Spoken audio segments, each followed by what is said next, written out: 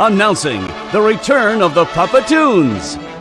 Before he made The Time Machine and The War of the Worlds, Oscar winner George Pal made Puppetoons. Dazzling stop-motion animated shorts that astounded the world. Now, Puppetoons not seen in generations are back, fully restored from their original Technicolor negatives. So journey back to that time of magic and wonder with special appearances by Bugs Bunny and Superman. The Puppetoon Movie Volume 2 is a release that's got everybody excited.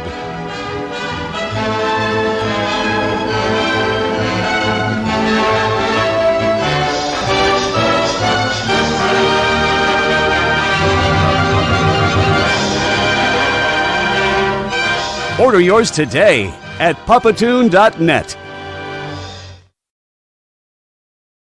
And you know, I got my copy. Welcome everyone to iCritic Live. This is the podcast live stream show where we talk about movies, pop culture, and life in between. That was a first for us, by the way. We have never done a video trailer before the actual show, so let us know if we did a good job. But as always, I am Kevin T. Rodriguez, film critic of iCritic.net. Now then, today's subject is a real treat for me, personally. There have been several names in the world of animation that demand respect. You have Walt Disney for what he did for animation in general. You have Tex Avery for what he was able to do with Warner Brothers. In the world of puppets, you have Jim Henson. But a name that really should be more well known to the general public, in my opinion, is George Pal. His influence on stop motion animation cannot be understated, and his Puppetoon shorts were revolutionary and continue to influence the shows and movies that you and I watch today. And I have a special guest to talk with me about the Puppetoons, those shorts that you just saw the preview for. His name is Arnold from Puppetoon Studios. Welcome, Arnold. Hi, how are you? Nice. I am doing fine. So, for those who are not aware of what the Puppetoons are, why don't you explain what the Puppetoons are and why are they so good? Well, George Pal was an innovator. He was an original thinker. He was born in Hungary. By the way, for your viewers, George lived during the period from 1908 to 1980. He passed away in 1980, so he's no longer with us. I met George when I was 28 years old, which was life-changing. George was an innovator of stop-motion animation, as you said, creating the Puppetoons in the 1930s and the 1940s. He was born in Hungary. He emigrated to the United States, and he made Puppetoons in Europe. He was called the Walt Disney of Europe in the 1930s, 1940s. And then in the United States, Paramount hired him, and he made Puppetoons at Paramount Studios for a decade. So he was making Puppetoon stop-motion animation films for 20 years before he began doing feature films, which a lot of your viewers might be familiar, having made films like The Time Machine, The War of the Worlds, When Worlds Collide, Destination Moon, Seven Faces of Dr. Lau, The Wonderful World of Brothers Grimm, the list goes on. Several Criterion releases. That's how good they are. So most people know him from his live action science fiction movies, where he became known as the father of science fiction in modern film. But before that, he was really the innovator of stop motion, a stylized form of stop motion animation. He's not the inventor of it. He came up with a concept, and his concept was the replacement figure puppet, meaning that for every frame of film, a separate puppet was created, carved or lathed. So you would have thousands of individually made puppets for a 8-minute short or a 5-minute short. Hence the name Puppetoon, because they were puppets, but they were moving like cartoons. And his idea was taking the flat cartoon and turning it into 3 dimension. That was his invention, and no one had been able to really do that successfully until George came over to the United States and started doing the Puppetoons. Nobody really made it into a commercial idea until George did it. He had really sort of invented the idea of popularizing the idea of stop motion animation in cartoon three-dimensional form. And his Puppetoons, Puppetoon meaning it's a contraction of puppet and cartoon, was his trademark, which I actually own at this time. And Puppetoon became a sort of a trademark, hallmark of a style of films. In the 1930s and 40s, when people went to a movie theater and they saw a Puppetoon for the first time, they were in Technicolor, they were in 3D, they were watching, black and white films or really, whatever musicals or westerns were on at the time, and suddenly a Puppetoon came on, and the audience was like astounded by these films, and were very influential in the history of animation. They influenced everyone since, including Walt Disney himself. George and Walt were friends. When George was making Snow White, when Walt was making Snow White, George was making Puppetoons. Walt was always striving for three-dimensionality in his animation, using the multi-plane animation stand. And here George comes along and is doing three-dimensional characters in real time. And I think for the animators at Disney, and I knew a number of the 9 old men, Ward Kimball, Mark Davis, Frank and Ollie, they were all friends of mine. And they all saw the Puppetoons. George showed them to the studio. I would say George's influence at the Walt Disney Studios is enormous. When I spoke to Roy Disney, who I was friends with for decades, his nephew, it was well confirmed that the Puppetoons are really a major part of Disneyland. If you look at it, it's a small world, it's a Puppetoon. Right. Audio animatronics, it's a form of Puppetoon. Yep, and even Disney himself made some Puppetoon-like things like Noah's Ark, where they weren't traditionally animated. They were using puppets in the Puppetoon style that George would do. That's right. I mean, he wanted to hire George. Obviously, George was his own Walt Disney. I mean, George was his own original imaginative thinker, and they remained friends for till Walt died, and but his influence is enormous in that field of animation, and so I really think George has a really great place of greatness in the history of animation, the history of cinema. At the Motion Picture Academy, where my films have shown, my documentary on George, The Fantasy Film Worlds of George Pal, which people can see on the Puppetoon channel, which you can talk about, which I've just posted, showed at the Academy. There's a lecture that was created in George's name with his friends like Ray Bradbury and Ray Harryhausen and a lot of people that worked with George. They named a lecture in his name, and it's the fantasy lecture on fantasy and film. And my film premiered in one of those lectures at the Motion Picture Academy. George won 8 Academy Awards. The Puppetoons won an Academy Award in 1944. Multiple subjects were nominated. Many of them are contained on my releases on the films that I've made: Puppetoon Movie, Puppetoon Movie 2, the one I'm working on now, Puppetoon 3, all contain the Academy Award nominated Puppetoons. So for the audiences that aren't familiar, it's a bit of a revelation, I think, for people that aren't familiar, that it didn't begin with Toy Story. It actually began with the Puppetoons.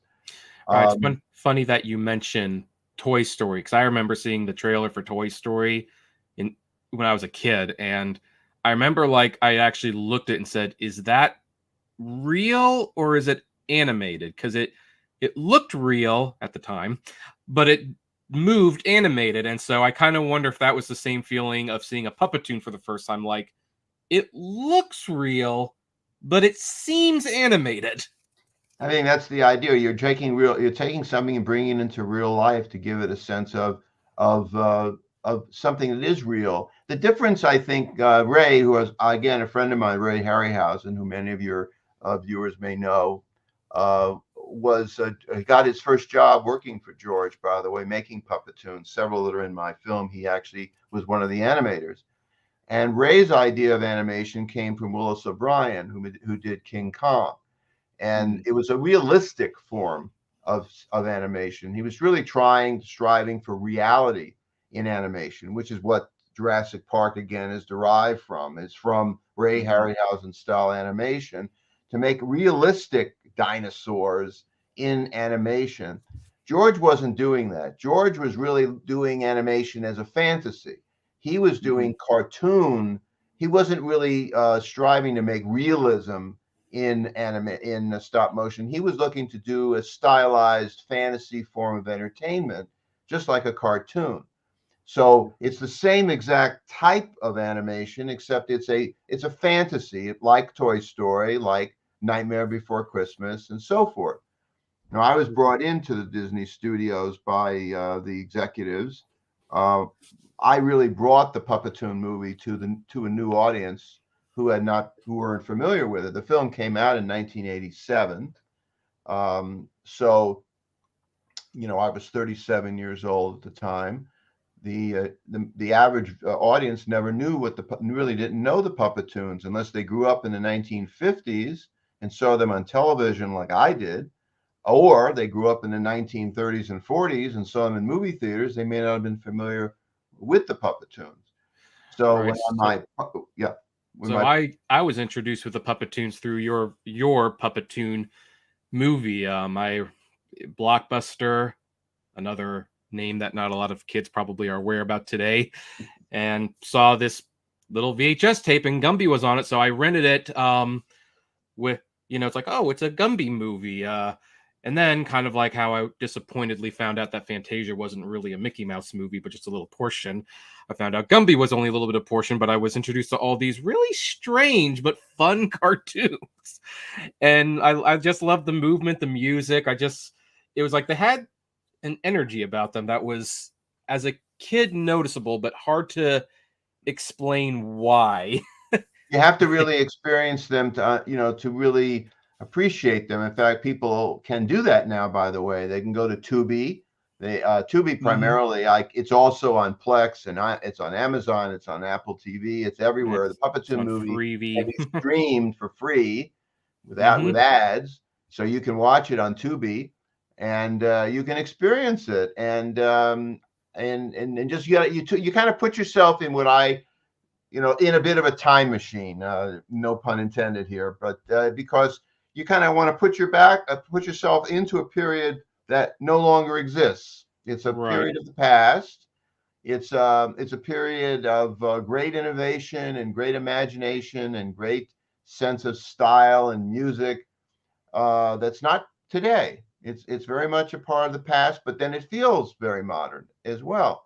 So it's a great experience for people. As I say, it's a bit of a revelation for people when they see these things for the first time, because it kind of lets them know, there are things that happened before we were born. There was a lot of history going on here, and all the great people in the industry that I know, whether it's Jim Cameron or Steven Spielberg or George Lucas, Peter Jackson, were all influenced by George and the Puppetoons and this style of animation, and they acknowledge it. They grew up with these films just like I did. So and they admire those shorts, and they always admit, like, yeah, we love them and we want to top that. They want to make them better. Yes, they always do. I know. I was brought into this when they were making Nightmare Before Christmas. Disney had me up there. I was there when they were making the film. I was there when Henry Selick was making the movie.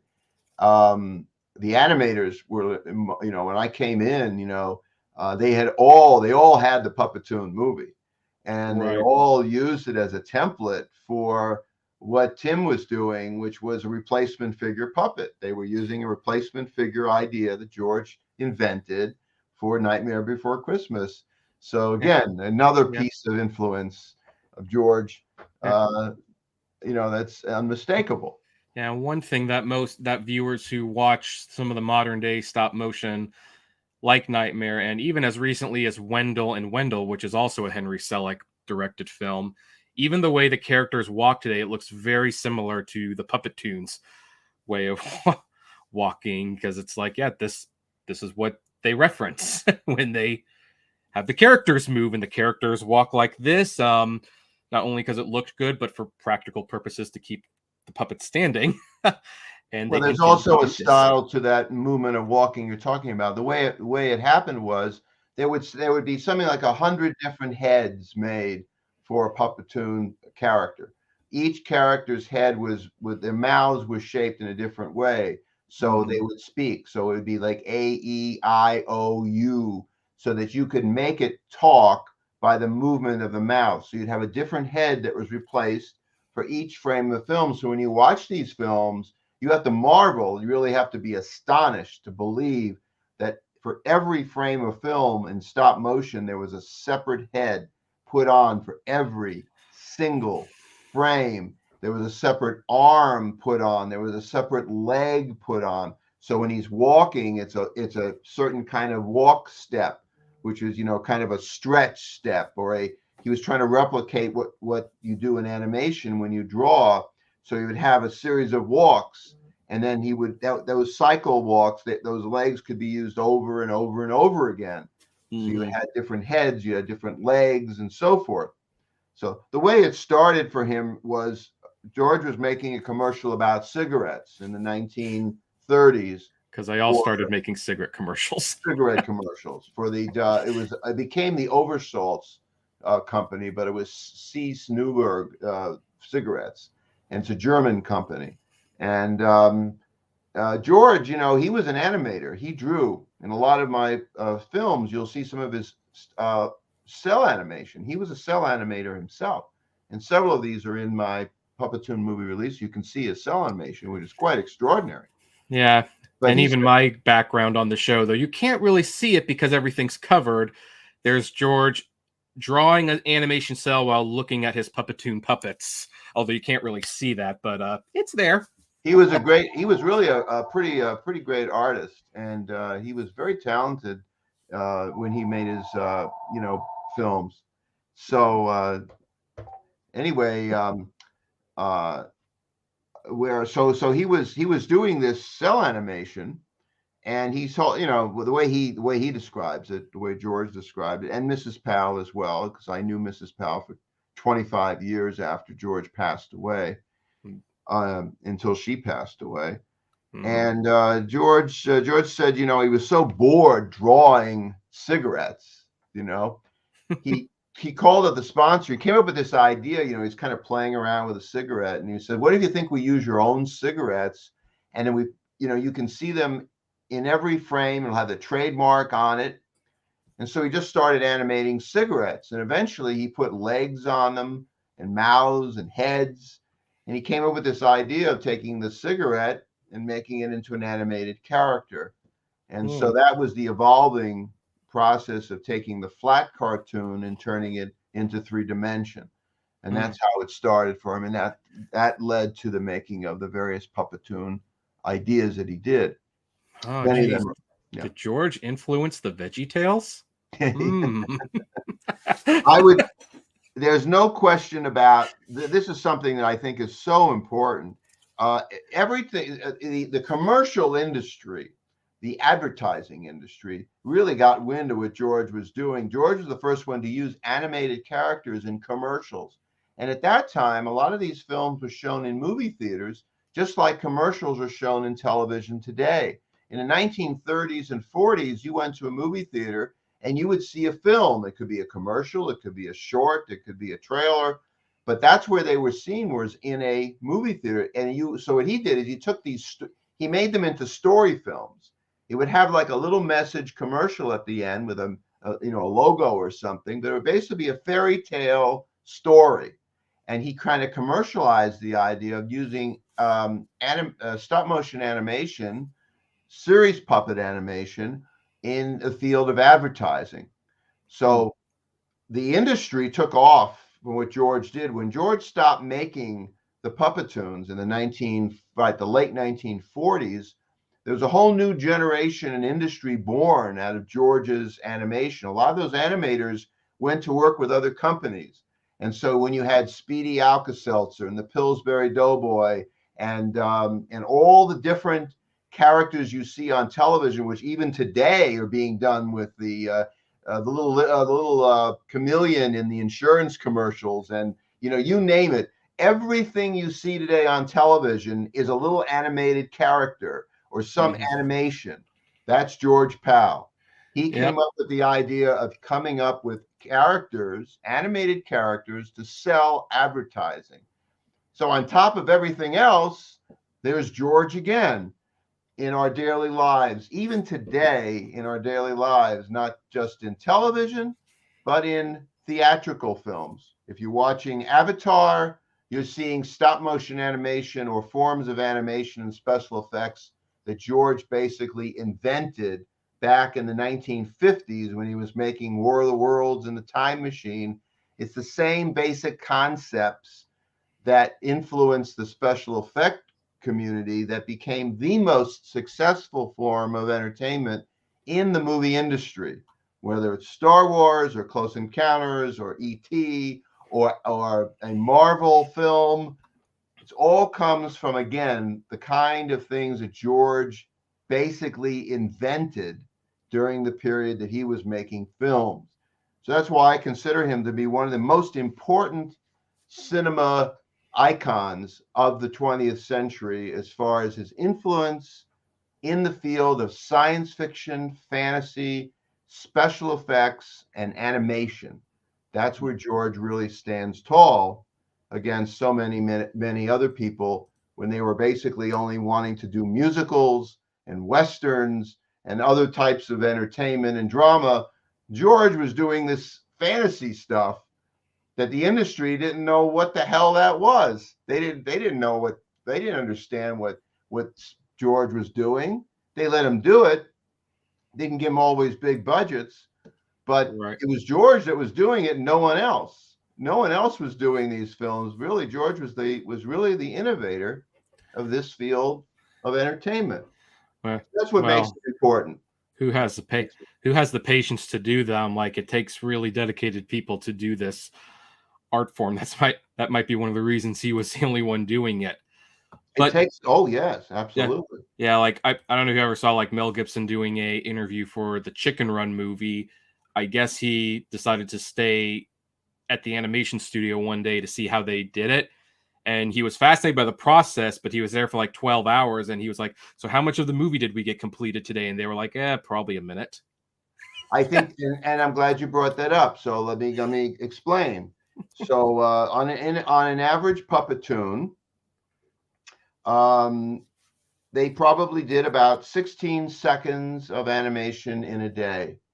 So that means that at that time in the 1940s, they're doing Technicolor. Technicolor required a lot of light to do. It isn't like today. So they had these big arc lights, and in the case of animation, you need a lot of light. They had to expose each frame of film 3 times.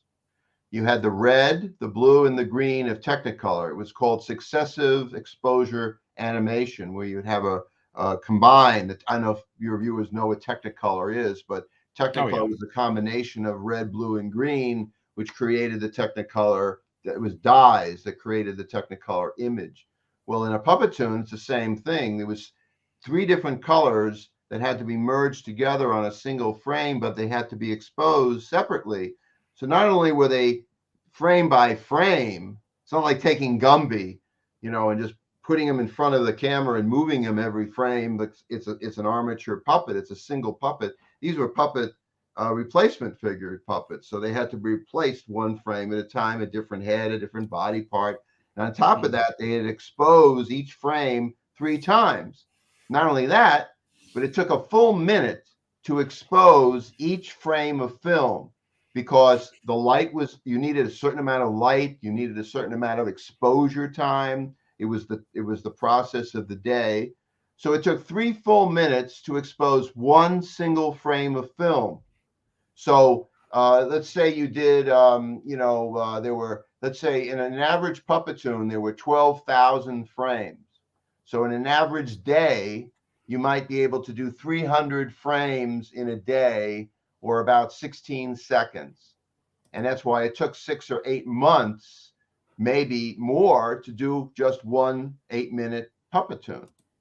So when people think things are hard today with animation and use your computer and do all sorts of stuff, I mean, it's easy compared to what George was doing back in the 1930s and 40s. I mean, this was really a long, process. Yep. Now, on that note, I'm going to share this story with everyone. I think I already told you, but so when I went to film school, one of the films we were watching was Fantasia, the purpose being to show how essential visuals and audio can be towards storytelling. And there were two sequences he was particularly praising: the Sorcerer's Apprentice and the Night on Bald Mountain. And he made it a point to go on for almost 10 minutes about the ghosts at the Bald Mountain, and the technical prowess. And some kid who was, I don't know why I call a kid, he's about my age, said like, that's no big deal. I can do that. And the professor kind of turned and he looked at him and he was like, really? And the kid's like, yeah, I'll do it in 5 minutes. It's like, all right, let's see you do it. And the kid pulled a laptop out of his backpack and he opened it up, and professor kind of shook his head, walked up to the kid, closed the laptop, took it away, put it on his desk, and came back with a piece of paper and a pencil, put it on the desk, and said, all right, let's see you do it. And I loved that happened, because then he realized why it was so impressive. We didn't have computers back then. You had to draw it all, and you had to draw it enough times to make it move. And so, that's, some people just don't understand, like, no, the process was different back then. And not only was it different, but it really took great creativity and artistic ability, because you really had to be a trained artist to be able to do this. You almost had been like a painter. You had to really understand graphic arts and artistry in the actual form of painting with colors and pencils and all of that. And that's what that is. I'm not saying it's a lost art. It's not. Disney is doing it even today. I mean, it's not a lost art. It's being applied to computer programming, but it is still derived from the same origins, essentially. So it does require a great craft, a great sense of a craft, and that's I think that's somewhat sorely missing in many respects in the world today. I think people are in a hurry too. Your friend that told this great story, and that professor who was quite brilliant to do that with that student. Really, they need to. They've been trying to impress upon students, just the sense of things can't be rushed. Let's put it that way. It takes time. It takes thought. It takes, effort. You have to really think it through, and it takes time. It isn't a rushed thing. And also conceptually too, there's a lot of originality to some of these ideas that we're a bit lost in this world that we live in today. Everything is derived from something else. We see something and we derive it from that, and we use something. And I would say everything is derived from something else. Avatar, as popular as it is derived from something else. Right. Everybody is commenting on these things. Most of the films you see today are throwbacks of something you've seen before. So you got to imagine, what was it like back in the 1900s, let's say, when it just started? Nobody had done anything before.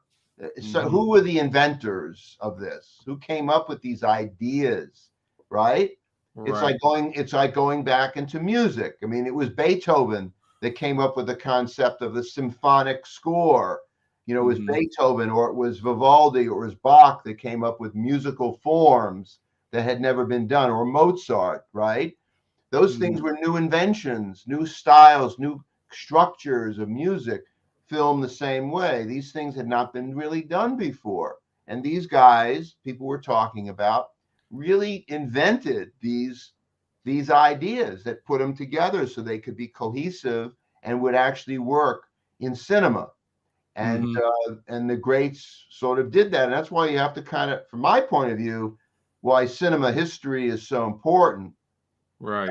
As I've gotten older, and I've, been in the business for, almost 50 years of my life, more so, you come to appreciate the masters and what they've done that preceded you, and how much they put in and what they've created and invented so that we could benefit by where we are today. And now that we have all these technologies, we have even greater advantage. But you still have to be respectful of all that came before us. And I think that's very important. Right. Now, here's the thing. So you brought a new generation of awareness to the Puppetoons through the Puppetoons movie and the volume 2 and the upcoming volume 3. And you seem to really be almost the gatekeeper, if you will, of all things Puppetoons at the moment. How did that come about? Okay. Well, again, I'll go back to I was again back to George Pal. So yeah, you were friends with George Pal. So with George Pal. So when I was growing up, I saw films like The Time Machine and The War of the Worlds and the films that George had made, and eventually I did a remake of The Time Machine. Some of your viewers might know it was done in 2002 with Steven Spielberg and DreamWorks. It was a remake of The Time Machine. Sort of been involved with this sort of stuff. Academy Award nominee for visual effects. I'm sure that made you feel proud. Yeah. Plus, there are a lot of elements of George's Time Machine that are in the remake that we did. It's sort of become more of a classic as time progresses. It's funny. It's like I'll come back to your question in a second, but it's funny. Joe Donnie was telling me that when you watch a movie, we really watch a movie every 5 or 10 years. It's like watching it for the first time because times change. So it's a funny thing. You could see a movie when you first saw it, but then 20 years later, you see it again and it's all of a sudden very different. And, oh, that was pretty good. Or maybe that wasn't so good back then, but then now you realize, gee, that was pretty inventive back. Maybe you didn't quite appreciate it at the time because it was ahead of its time. And that's what happens. Films often in these art forms tend to be ahead of themselves. That's just the way it is. And we have to catch up to the innovation. And then when we catch up to it, suddenly we realize, oh my God, that's not so bad. So I think, as I said, Joe was saying, you really should go back and watch some of these movies again every 5 or 10 years. Watch them again.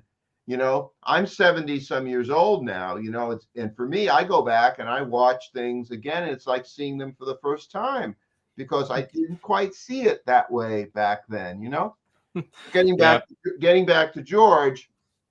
So I was making a film on a science fiction film I was developing. It was a Jaws on land film I was doing called The Descendants. It was about a land shark. It preceded Tremors, which really was, and I'm friends with Steve Wilson who did it. And it was sort of preceded. It was quite an innovative special effect idea. And I was a friend of Dan O'Bannon's, who wrote and created Alien. And Dan took a liking. We became very good friends. And he said, gee, you should take your project to George Pal.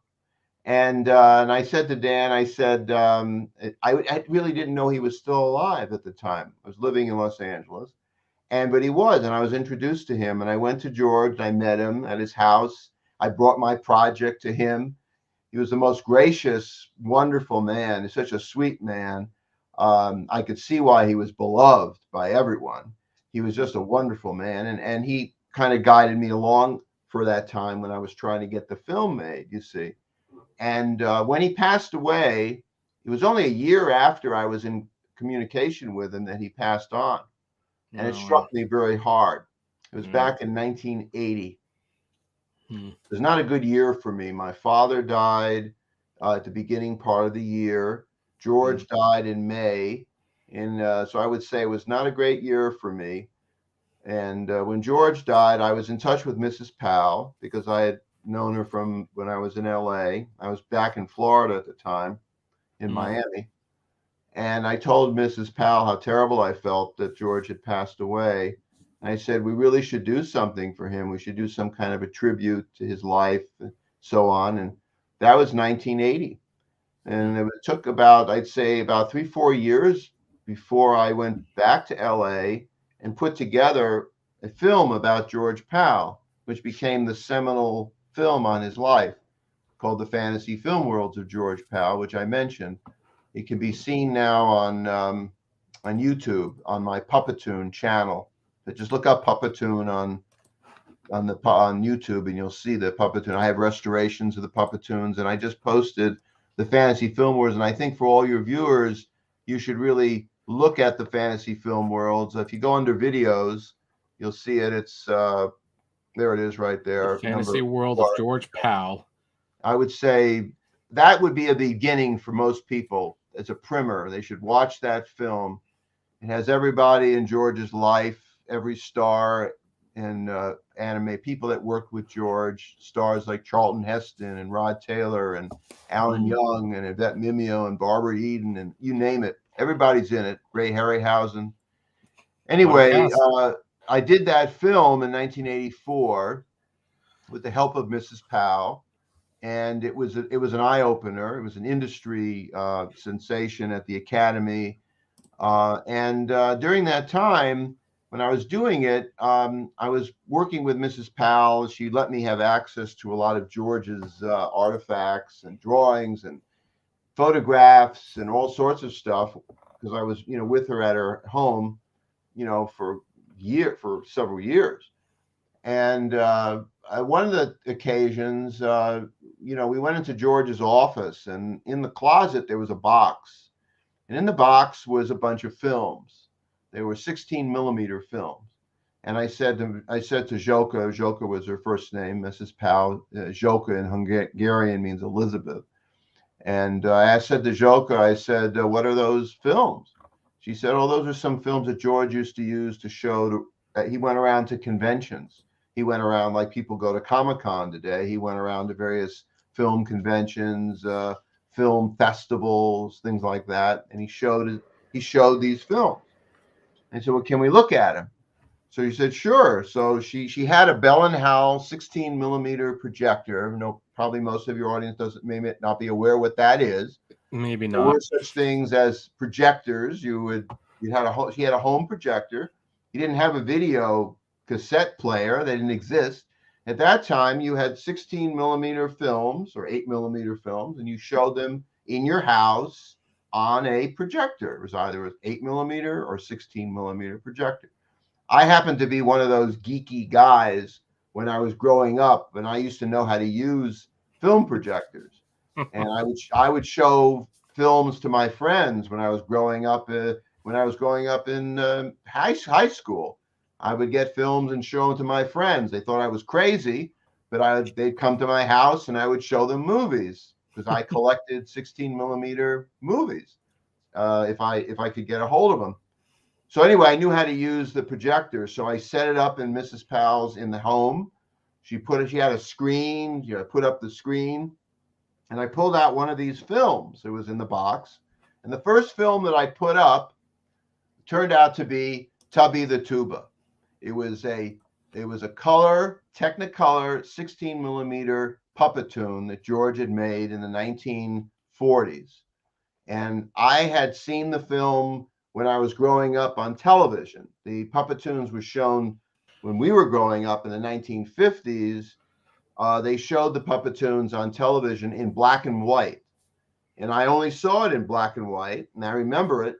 And here I was watching it for the first time in Technicolor on a movie screen. And I looked at it. It's a beautiful, beautiful Puppetoon. It was an Academy Award nominated Puppetoon. One of the best, by the way. And I just said, my God, Joka, I said, we've got to do something. We've got to preserve these things. People have to see these. They're unbelievable. And that's what started the whole process of this odyssey that I've been on for the past 40 some years, was doing restoring and trying to make people aware of the Puppetoons. Hmm. That was the beginning, and that That led was- to the Puppetoon movie, which is a whole nother discussion. Yeah. Although I am curious about the movie. The Puppetoon shorts that were in the movie, are those your personal favorites, or is the ones Mrs. Powell wanted you? Like, how did you narrow down? Though, I like the fire cartoon for the record. That was always my favorite. But Which one? the one with the fire, the girl in the house is on fire, and Oh, guy Together in the Weather. together in the weather. Together in the Weather. Yes. Yeah, that's Punchy and Judy. Which, by the way, Punchy and Judy were designed by Fred Moore. Fred Oh. Moore is the animator, the Disney animator, who created. He was the designer for the Seven Dwarfs and Snow White. He created Mickey Mouse for the Sorcerer's Apprentice. What we know as Mickey. He created the greatest Mickey. He did many characters. Anyway, he was loaned out, worked for George at the Puppetoon studio, and Fred Moore designed Punchy and Judy that you saw in Together in the Weather. That's another story.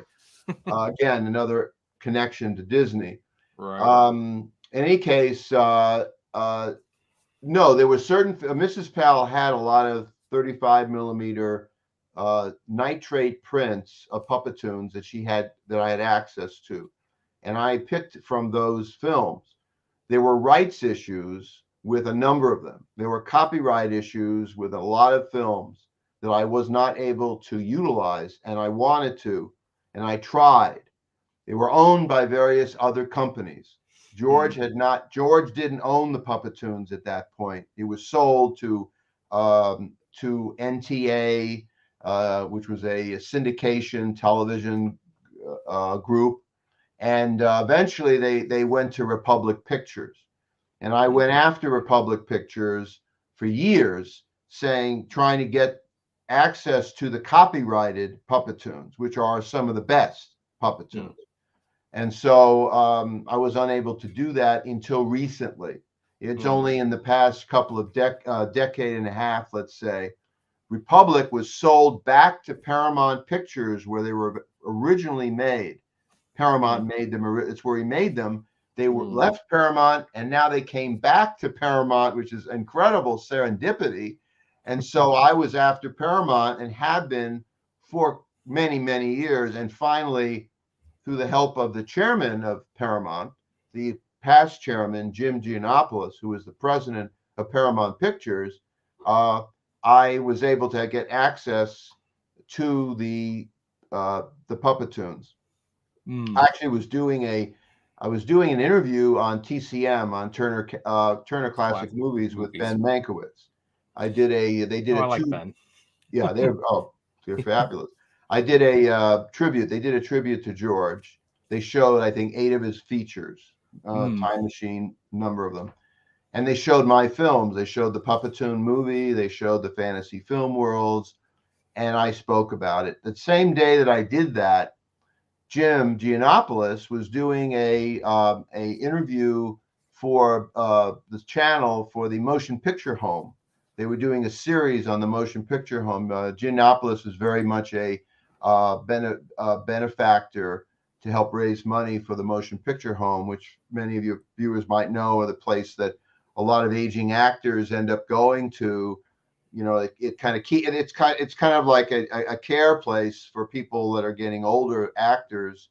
That's what the Motion Picture Home is for. So he helps support that. He's really quite a remarkable fellow in many ways. Anyway, Jim is a big advocate of the preservation of history. I got in touch with him through TCM, basically. And it took about a year and a half. And Jim said, yeah, you can do this. So I was the first person who's ever been able to have access to them. And in general, the first person who's ever really had access to many of the some of the Paramount material to do restorations of them, which is what I've been doing. So the answer to your question is no, it didn't contain. It contained a couple of the best. John Henry and the Inky Pooh in Puppetoon movie, Tulip Shall Grow, Tubby the Tuba are 3 Academy Award nominated subjects. Many consider to be the best, but there are better, some better. many better, that are contained on Puppetoon 2 and 3, that when your audience does get a chance to see them, the trailer showed it a bit, and you may want to show the montage trailer again.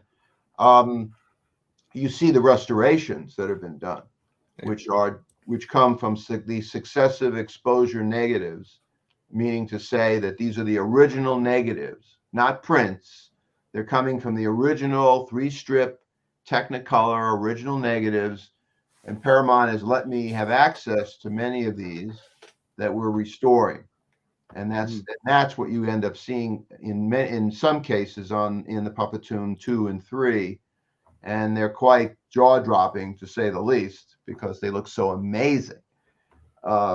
So that's how that sort of happened. It's been a many decades long odyssey, for me, to do this. It didn't happen overnight. It's a very, very long, arduous process, but that's how we got here. All right. Well, if you want, let's take a look at that trailer before we continue. Okay, sure. You want to see the mod?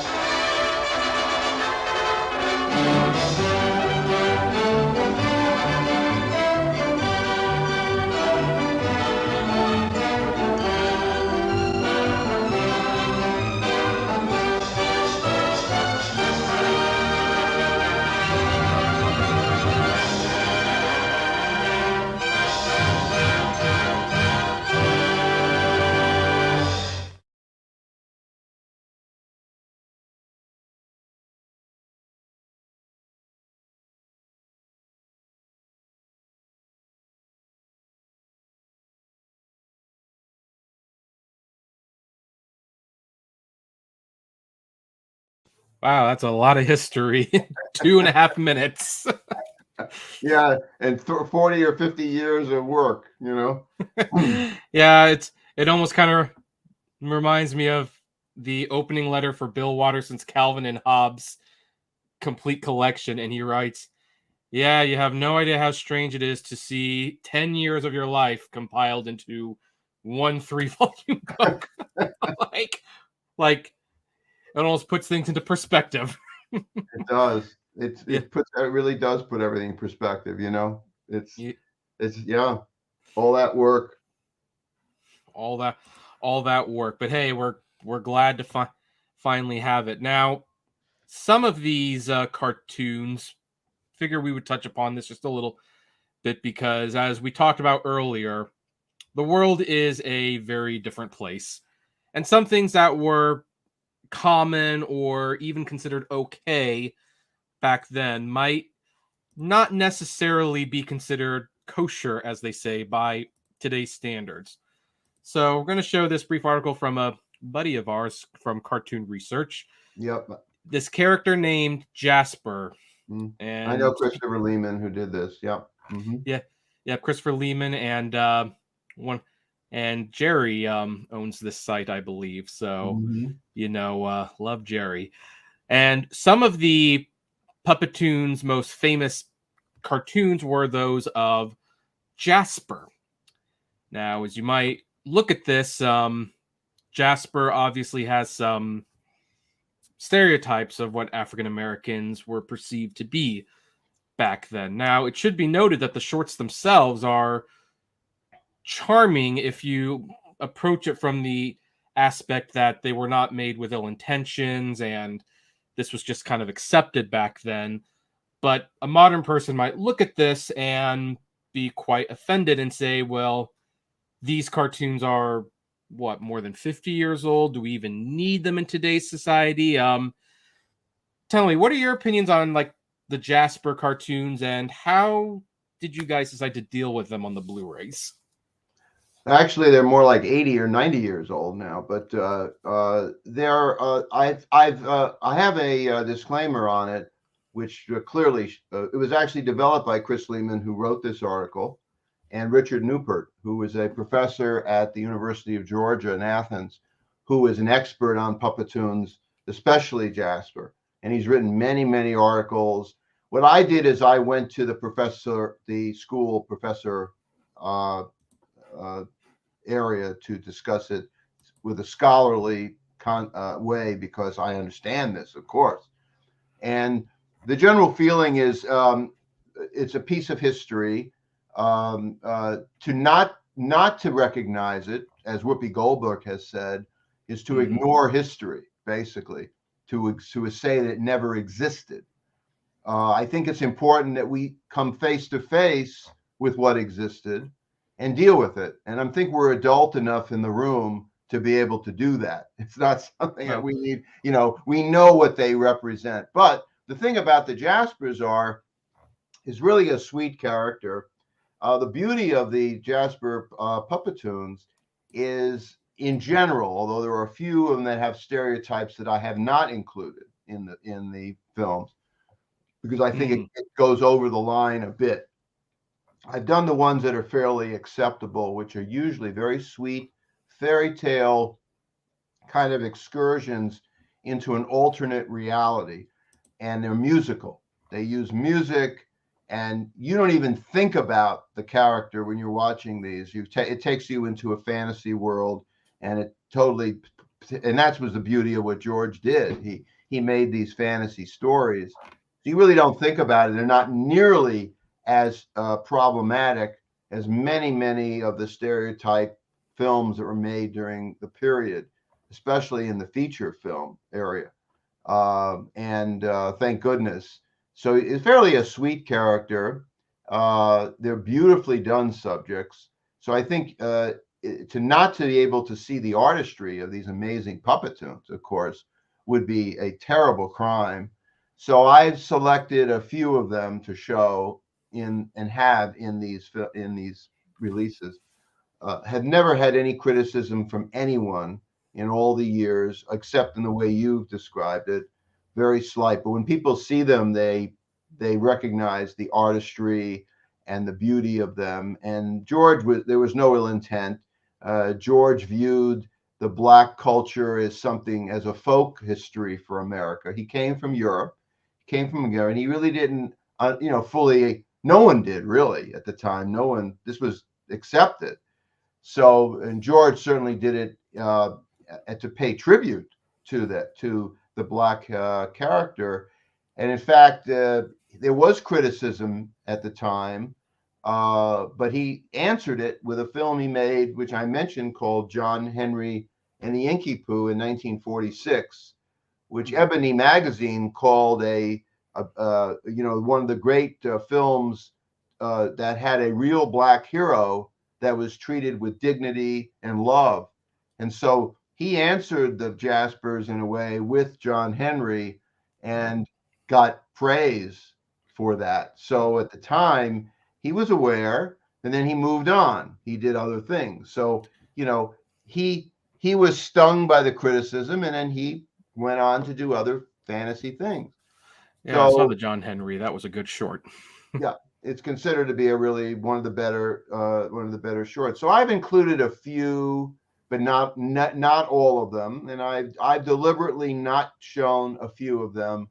The one that you're showing right there, I'm not including.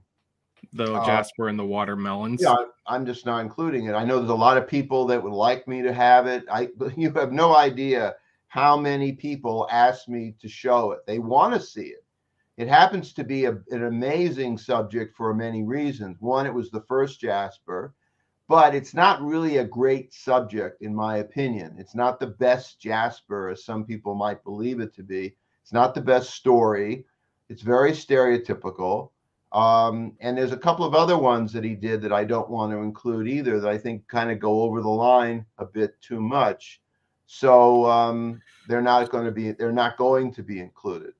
All right. Well, so let me press that a little bit. Does that mean that that you're never going to release them? Have you decided that we should just never, context be damned, they'll just never be seen again? Not necessarily. I mean, I've been pressured by the fans and certain individual aficionados that maybe they'd like to be seen. So it's not out of the question, but at the present time, my preference is not to do it at the present time. Okay. But perhaps at some point they will be. It's just that right now there's so many great Puppetoons to be seen. You know, I mean, I've got 35 Puppetoons on this next release. Wow. There's only 6 Jaspers in the whole set, and they're really some of the better ones. And I did the same thing with Puppetoon 2, where there are only a couple. And so I'm selectively doing it, but they've got the preponderance or all the other great fairy tale films and wonderful stuff that he did. So, they're just, this thinking behind this seems to be like there's so much good stuff. I really want people to focus on the good. So some of these ones that are a little problematic, maybe they need more context, they're going to make more people uncomfortable. Why don't we just save those till later after people are more familiar with the Puppetoons, and then we can address those ones? Yeah, more or less. That's how I feel, and I think they get a pretty good taste of them on Puppetoon 2. There's a couple of great. But I get people contact me all the time. They say they're their favorite Puppetoons. I mean, believe it or not, people. I mean, I get letters and emails from people all over the world that love them. They love these films, even the Jaspers. They love the films because the films are inherently wonderful works of art. They have great stories. They have great music. They have great, animation, and people just love them for what they are. So people seem to some of the favorite Puppetoons are actually some of the Jaspers, and I get that all the time from people. I let people be the judge. They can be their own judge of it. Now, I have been in touch with Black organizations over the years, over the past 40 years. This is no stranger to me. A lot of the Black community embrace the Puppetoons, complete opposite of what we would think. They look at it as a piece of folk history for them. A lot of the people, I've dealt with people in all of the various Black organizations in Los Angeles and New York and in Washington, D.C. The Puppetoons represent the overall work of the Puppetoons are highly important and are, from the Library of Congress point of view, have great significant historical significance and have been on the registry of the greatest films animation ever made, and they preserve them, so they're very high on the list. But on the Jaspers, a lot of Black organizations embrace them as a piece of their history. It's a piece of their folklore, and they're not looking to ignore it. They're willing to take it head on for what it is and accept it. And I get contacted by Black people and Black organizations all the time. They want to see them. They want to see them, and they have no problem whatsoever. We are the ones that have the problem. A lot of the Black people do not have a problem with them. They actually love them. Yeah. So, Well, it's right. kind of Well, interesting. a lot of the Puppetoons feature jazz by African American musicians, even when there's not African American characters in them. So you could kind of see why, black people would love those cartoons, because it's like, oh yeah, it's representing our music. And And that's something I'm glad you brought it up, because George was a great fan of jazz and music. He's wonderful. One of George's great assets was his real understanding of music, and it isn't just jazz; it's orchestral music. It even carries into his feature films. He really understood music very well. But in these films, he uses jazz musicians. He's got Louis Armstrong, mm, one of his early works in Jasper and a Jam. He has many other Duke Ellington, the Phyllis Carlisle Chorus. He has black actors playing. Rex Ingram, who is the genie in Thief of Baghdad, is the voice of John Henry. He has Sarah Berner and Alvin Childress and Roy Glenn as the voices of these films. Some very famous black actors that played many black roles in the 1940s. He had a lot of these people as the voices. He had people as the musicians, which is very interesting because George was an equal opportunity employer. He had people from all over the world working on the Puppetoons. Remember, he came from Hungary. right. People that were working on the Puppetoons came from almost every country in the world were working on the Puppetoons. He had people, different races, different nationalities were working on the Puppetoons at the time. It's a wonderful thing about George. He was, as I said, he was an equal opportunity employer in the 1940s, when I would say there was a lot of prejudice against a lot of different groups of people. George was very open to all kinds of people. If you had the talent, he had women working at the Puppetoon studios in the 40s when women were not even used. Disney was using them in the ink and paint department quite a bit. George had women working at the Puppetoon studios as well. So he was, as I said, he was quite open to all people. That's why I don't feel so badly about some of the Jaspers, because it was no ill intent on his part. Right. So It was just the way things were at the time, and that was it. I think some younger people seem to. Well, we kind of live in a world where I kind of start to feel like context doesn't matter to people, and it's like, no, context absolutely does matter, because when you understand the intent behind it, it can really paint a different light. It does. And And I mean, you go, if you watch TCM now, Turner Classic Movies, they're spending an awful lot of time. Jacqueline Stewart, who is a black professor, is now the head of the Academy Museum, and they're Mhm. spending an awful lot of time reframing a lot of the films that were made in the 1930s and the 1940s to kind of educate people exactly what we're talking about, to kind of give context to all the various films. So they have black professors, they have people on there all the time, and it isn't just black. It isn't just black. It's other races too. R- It's Native Americans. It's right. The Good Earth is kind of an interesting movie to watch with 2020 hindsight. I'll put it. You have like Paul Mooney putting on yellow face and slinting his eyes and things, and it's like that's right. really, You have a really interesting. exactly, and you have to look at these in context. I give you worse, even more horrible examples, and there's terrible examples of things that are very racist when you see them today. I think it's important for people to understand where we come from, how we learn from it, and how we make it a better from it. Go from there. And I talk to a lot of different groups, whether it's Asian Americans or Latin, who are able to come face to face with this, deal with it, and they will, in their new art, in their new form of communication, in their films, they're able to address it, deal with it, and move on and deal with it in a way that educates people And I think it's all I think it's all a good thing. I think it helps us move on into the future. But to ignore it is to say it never existed. And I don't think that's a fair representation of history. And that's the point. I don't. I agree with you, and I do believe we should preserve our history, learn from it, and understand where we come from. Now, aside from the Jasper cartoon, some of them being held back for personal reasons, are there any Puppetoon cartoons that you are aware of that are lost, damaged beyond repair, or the copyrights are just going to make them unreleasable for the foreseeable future?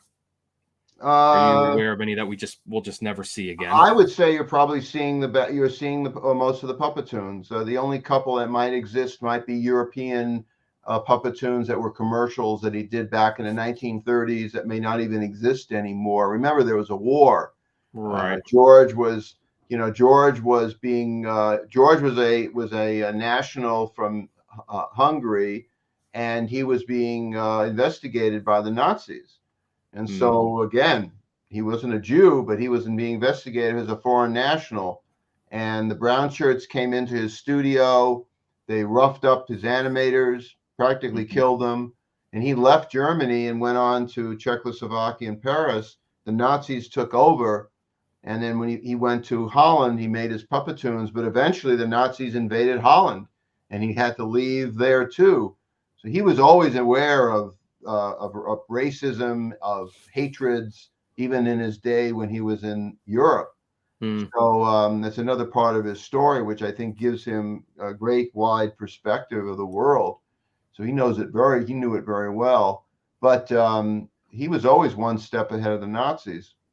And he got out of there, and he made a better world in the way he did it. It was a very positive world from that experience, which is really remarkable, I think. But the only films that I can think of are some that are lost because they don't exist anymore. When the war came, a lot of films were destroyed in the war. The Nazis destroyed UFA, is where George worked, which was the largest film studio in Europe, in Berlin. And the Nazis destroyed a lot of things. A lot of films were destroyed. There may be things that may turn up maybe in the next century somewhere. I have managed to find a couple in Europe that have turned up. One in Czechoslovakia that's been sent to me. It'll be on Puppetoon 3. There have been a couple of them that have come from, many of them have come from Holland, from Amsterdam. There's several in Germany. But I think by and large, I've really gotten pretty much everything. Oh, that's great. That's glad to hear that. How many volumes do you think it's going to take to get them all on disc? I'm pretty close. Volume 3 will cover pretty much a good portion of the balance. And after that, I have to decide. My thinking is I'm toying with the idea of doing a upgraded restoration of the Puppetoon movie, possibly, and just upgrade some of the technology, maybe do a better cleanup on it. And on that, I might put some extras that might include possibly some of these commercials. But they're not really the films that people are most interested in seeing, to be perfectly honest. The ones they want to see are the ones that I'm featuring, which are really the Paramount Puppetoons, which are the ones people want to see. And so they're primarily the ones that I've been focusing on, and most of them are on there. So I think it should satisfy just about everybody. At this stage, I think I've pretty well done it. After Puppetoon 3, I think people should be pretty happy that most of these have been released. And then we'll see where we go from there. But Puppetoon 3 is in process now. We've done about 25 Puppetoons that have been restored. And I would say we're down to the last 5 or so. And they're being worked on now. So maybe sometime in the first quarter of next year, they'll maybe get to the point where I'm finishing the restoration. So maybe sometime mid to end of next year, it could be released. So, all right. Well, excellent. This has been some fun. Before we go, let us show the trailer for the Puppetoon movie on Tubi for those who have not seen it yet. also, The Great Rupert is on Tubi as well, which is his first live action movie he made with Jimmy Durante, which has a Puppetoon squirrel. You have that as well. You can show that too. All right, so we will show both of them then. Good. All right, let's start with the first.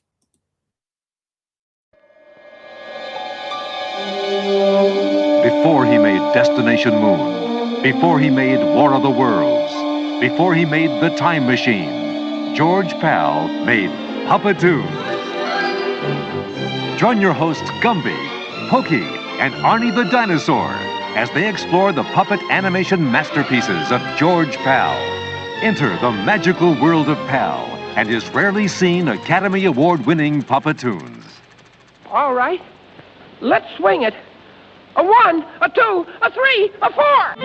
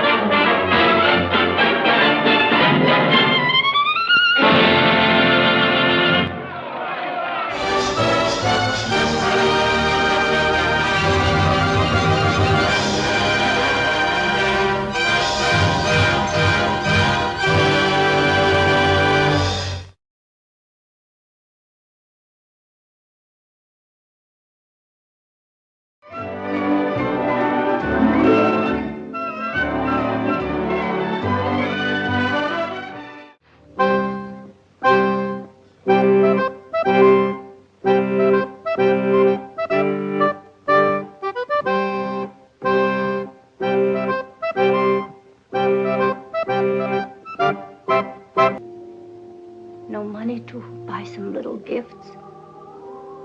Not even a pair of shoes for Rosalinda.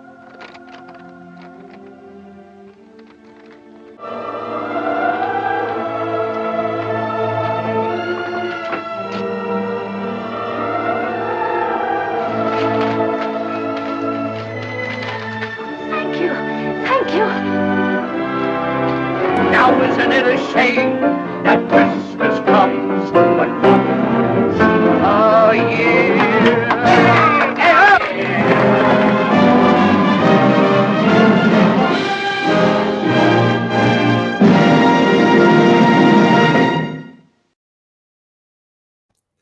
And for viewers who think that guy sounds familiar, he gained animation immortality in Frosty the Snowman. Interesting that we didn't talk about the Great Rupert, but definitely the Puppetoon style. He definitely did something different with that one. Was the squirrel? Yeah, it was. A lot of people thought it was a real squirrel in the movie when it came out. It's actually a Christmas favorite now that it's Christmas time. By the way, Great Rupert does very well at Christmas time. It's very watched. It's on Tubi. It's on a lot of these. It's got a very sweet message. Terry Moore is in it, who is in Mighty Joe Young, which was a Ray Harryhausen film, and she plays she's in it as well as Jimmy Durante, Tom Drake. In fact, there's a lot of famous character actors that are in the movie. It was directed by Irving Pitchell, who did the Mermaid, the film. What was it called? The Mermaid and the. I wrote it down. I can't remember the name of the film, but he did a very famous mermaid film that was a precursor to Splash. And he was a very well-known director and actor, and George got him to be the director of that one.